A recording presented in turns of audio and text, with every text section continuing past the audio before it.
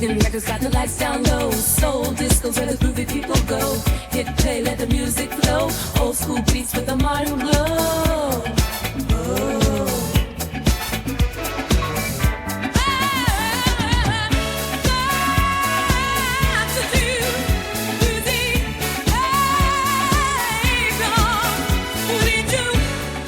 Hello everybody and a very warm welcome back to the latest episode of Hidden Jewels of Soul and Disco. I do hope you're doing absolutely fantastic. In this week's episode, I'm featuring one of the crown jewels of female vocal groups, Sisters Love.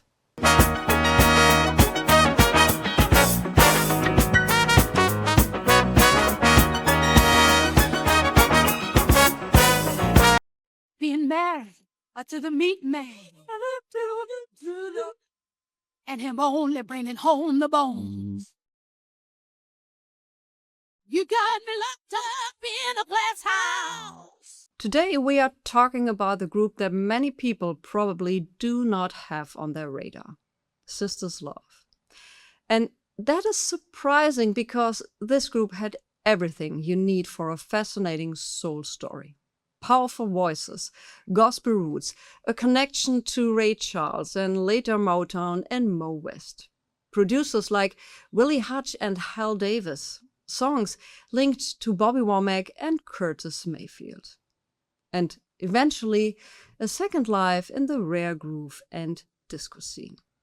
Still, Sisters Love never became a household name. When people talk about female groups connected to Motown, the same names usually come up. The Supremes, Martha and the Vandells, or the Marvelettes.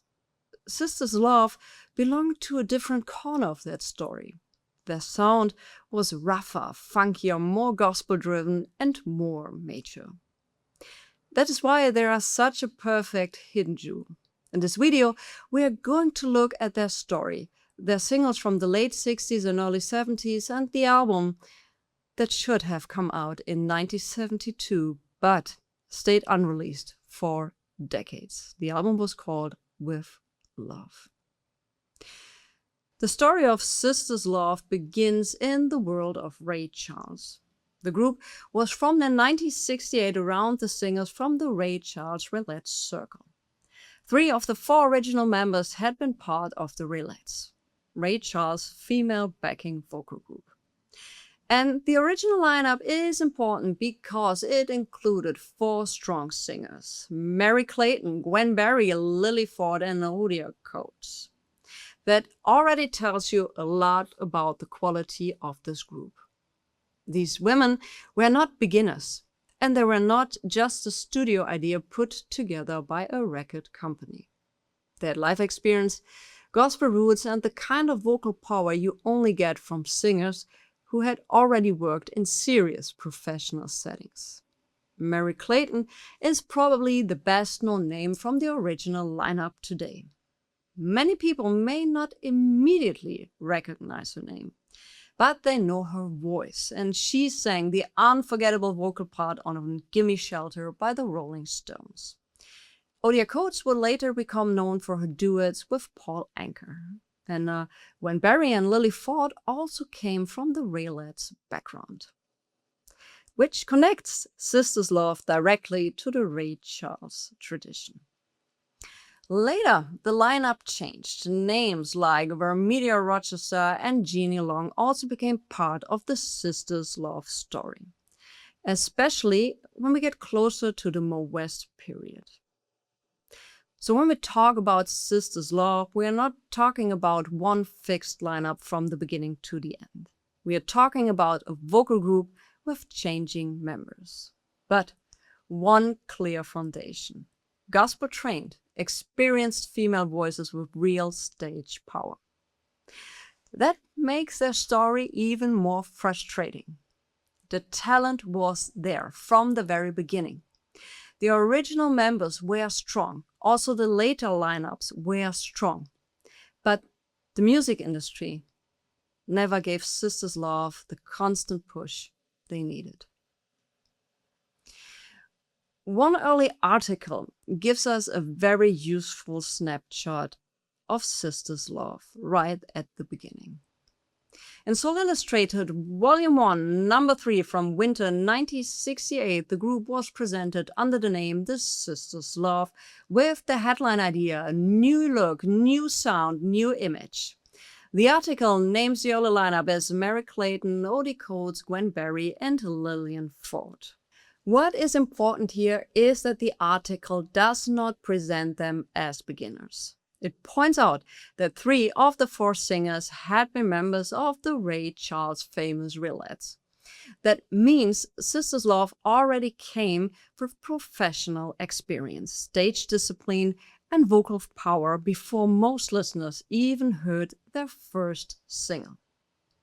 The article also connects the group's first release to Manchild Records and mentioned This Time Tomorrow as their new single.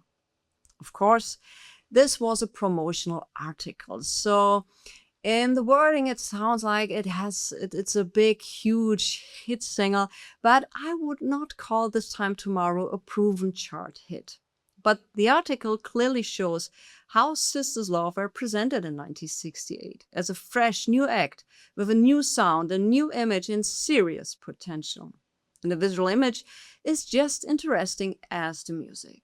The article describes their natural hairstyle, African-inspired fashion, and a look that was meant to feel new and proud. That's important because Sisters Love were not just another female group in matching dresses. From the beginning, they were presented with a stronger identity, like gospel-rooted voices, a modern R&B sound, and a visual style connected to Black pride and late 60s cultural change.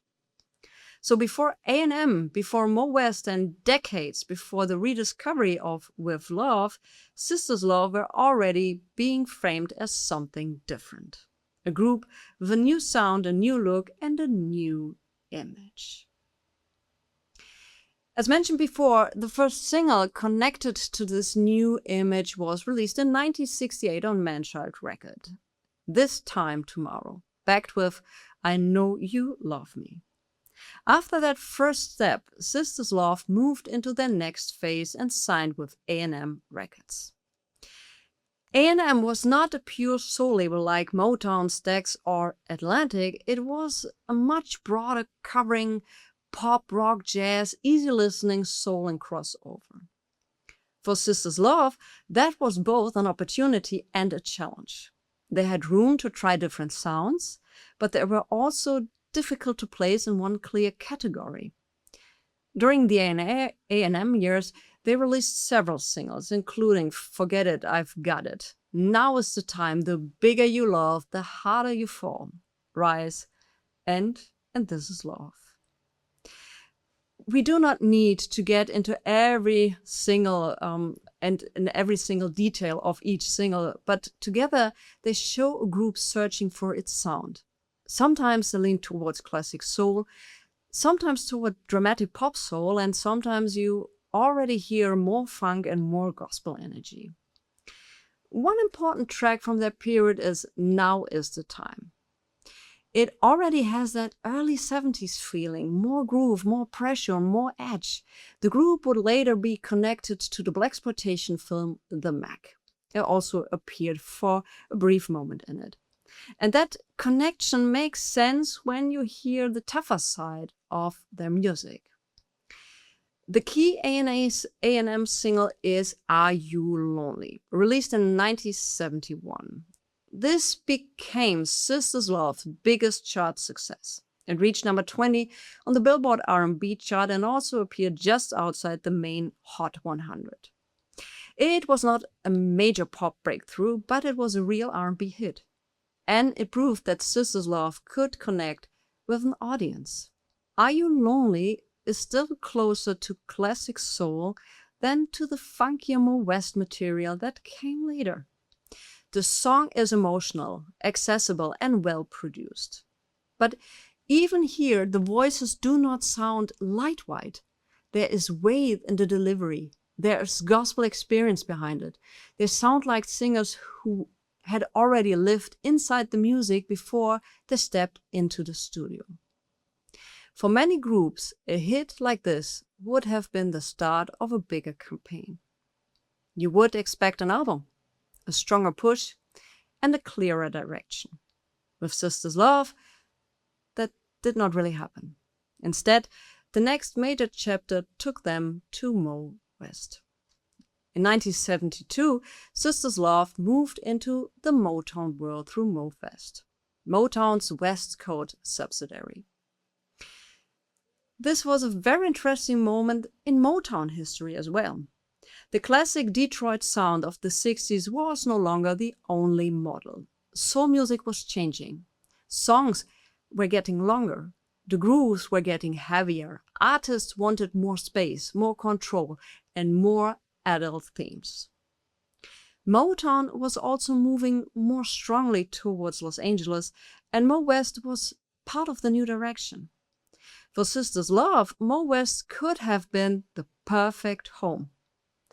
They did not really fit the old Motown girl group formula, but that was exactly what made them interesting. Their sound belonged more to the early 70s. It's funkier, it's gospel-driven, it's more physical and less polished. This is where their strongest material was recorded. The first important Mo West single was Mr. Fix-It Man. It was released in 1972 with You've Got to Make the Choice on the B-side. This is one of the key Sisters Love records. The sound is tighter, the groove is heavier, the group sounds more confident. And the connection to Willie Hutch is important because Hutch was one of the figures who helped bring a funkier, more cinematic energy into Motown during this period. Mr. Fix-It Man is not a cute girl group record. It is funk soul with attitude. For me, this is one of the clearest examples of what Sisters Love could have become if the label had built a full campaign around them. You hear the direction immediately. This was not just another vocal group. This was a group with a real 70s edge. After Mr. Fix-It Man, their discovery becomes a little more uneven. There was strong material, but not always as clear release strategy. In 1972, You've Got My Mind appeared as a Mo West promo, while Try It, You Like It, this song was not completely lost though. It was released in the UK in 1973 as a B-side of I'm Learning to Trust My Man, and it also has a wider Motown connection. That title, Try It, You Like It, does that sound familiar to you from some other Motown artists? Right. Marvin Gaye recorded the song during his 1972 You Are the Man period, although his version only became widely available decades later. In 1973, Sisters Love released I Could Never Make a Better Man Than You. On the B-side was a song that later became far more important than the A-side, Give Me Your Love. The group also released My Love Is Yours Till the End of Time on the main Motown label in 1973. That was one of the final records of their original 70s run. The smaller singles like Rise and This Is Love, Do It Right Now, or My Love Is Yours do not need to be made bigger than they were. But they matter because they show that Sisters Love were not a one-hit act. They were recording across several years, across several labels, and moving step by step from soul pop towards funk, gospel soul, and early club energy. One song that deserves a closer mention is I'm Learning to Trust My Man. This track later found an audience in the northern soul scene, and it is easy to understand why. It has movement, drama, and emotional force without becoming sentimental. The lyric is about trust, doubt, and relationships. But the vocal does not sound weak. It sounds strong and self-assured. That is an important part of Sisters Love. Even when their songs deal with love, man, or a heartbreak, they do not sound submissive. There is always some strength in the delivery. That is one reason why their records feel more like 70s than 60s. They sound less like a sweet pop image and more like grown women singing with experience. Now we come to the song that is probably their best known track today, Give Me Your Love.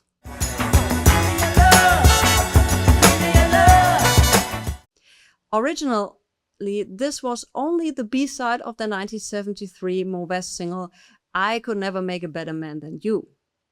That is almost ironic, because Give Me Your Love became the record that later defined their cult status. The song was written by Curtis Mayfield and comes from the world of Superfly. But Sisters Love turned it into something of their own. Their version is sensual, hypnotic, and grooving with strong female soul presence at the center. It's not quite disco yet. It is not pure funk either. It sits somewhere between soul, funk, early disco, and rare groove. According to later reissues, Danny Krivit helped give Me Your Love a second life around 1980 with an extended edit. Suddenly, an overlooked Mo West B-side from years before became a record for DJs, collectors, and underground disco fans. That is the great irony of Sisters Love. The label may not have known exactly how to position them at the time. But years later, DJs understood the value of that groove immediately. There's a very interesting snapshot of Sisters Love from September of '73. The British music paper Record and Radio Mirror published an article titled The Loving Soul of Sisters Love. And what makes this article so valuable is that it captures the group before the story turned into a lost album story.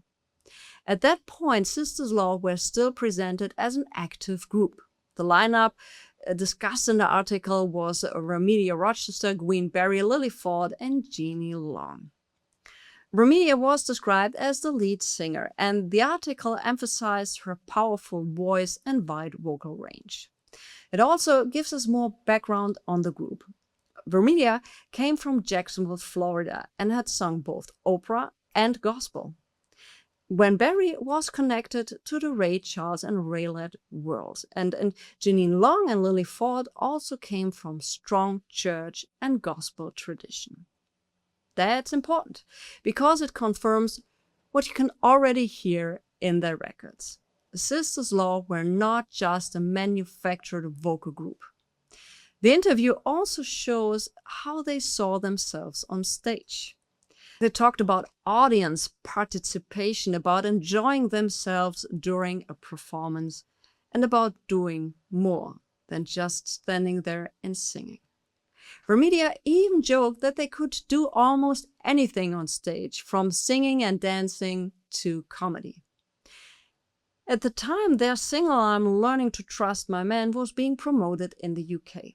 The article described their sound as funkier than the usual Motown style, and that is an important point. By 1973, Sisters Love were clearly not part of the sweet 60s girl group formula anymore.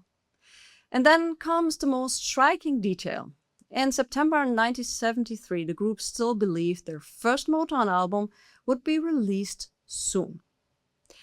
Reading that today is almost painful. I'm totally honest with you. At least for me, it's almost painful. Because we know what happened next. Sisters Love still sounded like a group with a future. But soon after that, the original Sisters Love story came to an end. That planned album was With Love. Sisters Love had recorded a full LP for Mo West in the early 70s. It was intended as their first proper Motown Mo West album, but it was not released at the time. By the end of '73, the group's original run was effectively over, and the recordings stayed in the vault. Until 2010. With Love was finally released officially on CD by Real Music. This is the key point. It was not just a random compilation. It was the album Sisters Law were supposed to have released back in the early 70s. The original 10-track album included Communication, Mr. Fix-It Man, You've Got My Mind, Fast Mac, Sweet Inspiration, Just a Little Misunderstanding, I'm Learning to Trust My Man, Do What You Gotta Do, You've Got to Make the Choice, and Turn on Your Love Lights. The 2010 CD added 5 more bonus tracks, including Giving Up, Give Me Your Love, My Love Is Yours, I Ain't That Easy to Lose, and I Could Never Make a Better Man Than You. Then, in 2018, the album finally received a vinyl release through Get On Down. That vinyl edition presented the original 10-track album plus 1 bonus track, which was called Give Me Your Love. And of course, here it is in all of its 2018 glory. I think back then when I ordered it, I bought it over Bandcamp. But the good news is we finally have an album where I can say you easily find it on the secondary market. It's between 20 to 30 euro, once again, depending on the condition. And this is, I would like to show you the back of the cover, also added with a beautiful picture. And I'm so proud of the person who did the cover art, because this could have easily been a beautiful 73 cover art. My version has an interesting feature. This is an obi, and the obi is glued to the cover. So I never got into the full experience of enjoying this cover, but anyway, I'm very, very happy with this release. And also, when you hear the album today, it does not sound like Leftovers. It sounds like a group that was very close to having its own clear identity. That is what makes this 1973 interview so frustrating. At the exact moment when Sisters Law were talking about a new album, a new direction the record could have defined them, simply never reached the public. This album sits between worlds. It's still soul, but with more funk. It is still Motown, but no longer the polished mid-60s sound. It's not disco yet, but you can already hear why later DJs and collectors would be drawn to it. That's absolutely obvious. The album opens with Communication, a Bobby Womack song. On the Sisters Love version, Womack himself is reported to have played rhythm guitar. That opening track immediately sets the tone. It is direct, funky, and confident. It does not ease you gently into the album. It tells you straight away that this group had power. Mr. Fix-It Man also works even better in the album context. As a single, it's strong, but on the album it becomes part of a bigger picture. A sound built on funk, gospel energy, and female vocal strength. Fast Mac is another important track. It was recorded with hopes that it might be used in the Mac, though Willie Hutch ultimately scored the film. Even without becoming the major soundtrack moment, the song shows how close Sisters Love were to that early 70s blaxploitation atmosphere. With Sweet Inspiration, you hear that gospel roots very clearly. The track has warmth, but also force. It sounds driven by singers who know how to push a song forward. Just a Little Misunderstanding connects back to the Motown tradition, but Sisters Love give it a different character. Less sweet, more pressure, less 60s, more 70s. And the original album closed with Turn on Your Love Light. That is a fitting ending because it brings out the group's live energy, call and response, gospel feeling, and strong vocal interplay. The big question is, why did With Love not come out in 1972 or 1973? There is no single confirmed answer, and it is important not to present speculation as fact. Some people have suggested that Motown did not promote Sisters Love properly, or that the label may not have known how to position them. What we can say with more certainty is this. Mo West was a short-lived label. Motown was changing rapidly, and Sisters Love were not an easy group to package. They were too rough for the old girl group image, maybe too vocal group oriented for straight funk, and too early for disco market that would later understand songs like Give Me Your Love. Without the album, they also lost the chance to present themselves as a complete artistic statement. Singles can give you moments. An album gives you identity. Sisters Love had that identity, but in 1972, the public never got to hear it. That is why the singles are so important. They do not just document a discography, they show the development of the group. The first man-child singles show the beginning. The A&M records show the search for a sound. Are You Lonely proved that they could reach the R&B audience. Mr. Fix-It Man points to the funkier Mo West direction. I'm Learning to Trust My Man explains the later Northern Soul interest. And Give Me Your Love shows why rare groove collectors eventually came back to them. So why is it still worth talking about Sisters Love today? Because their story shows how easily good music can disappear when timing, promotion, and label strategy do not line up. If you only follow the big hits, you miss groups like this. If you only follow famous albums, you miss them even more because their most important album did not come out at the time. Sisters Love were not just a footnote. They were part of the bridge between gospel-rooted soul, Motown's 70s transition, funk, early disco energy, and the late rare groove rediscovery. That is what makes them so fascinating today. Sisters Love are one of those groups that make you ask, what if? What if With Love had actually been released in 72? What if Mo West had lasted longer? What if Motown had given them a clearer push? Maybe they still would not have become superstars. Maybe they were too raw and too difficult to categorize, but the quality was there. The voices were there. The songs were there, and the sound was there. What was missing was the right moment. Today, we can go back and hear that missing chapter. And that is why Sisters Love should not be treated as just another forgotten Motown act. And if you liked that episode, I highly suggest that you check out the playlist up hearing here. And please check out the Love Sisters. You find their material on Spotify, on YouTube. You can still get the CD release with the bonus songs or also the vinyl release, which I very much recommend. Thanks for watching, and I catch you on the next one.